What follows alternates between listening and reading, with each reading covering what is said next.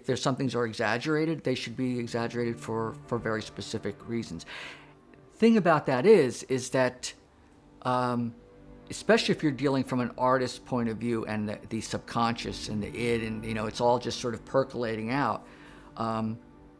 Certainly I can speak for myself that there are things I did on everything that I've done, from Electra to the New Mutants to even going back as far as Moon Knight, when I did the issues that were the transitional issues for me. Was I had no real, I was as much a passenger as I was the guy doing it.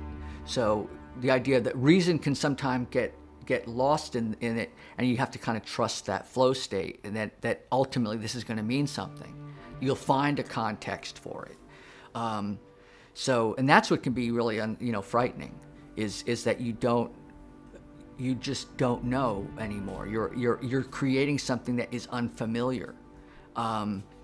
And that's really where the excitement is, because other than that, it's like, and I have certainly been, I've been sort of fortunate to be,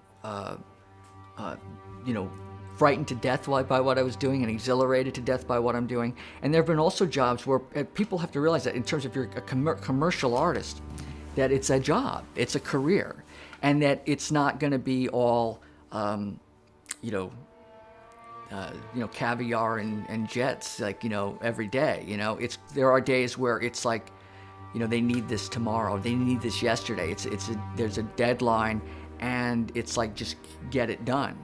And where there's the 3 hour, sleeping at night, if you're lucky to get that at all. But the idea of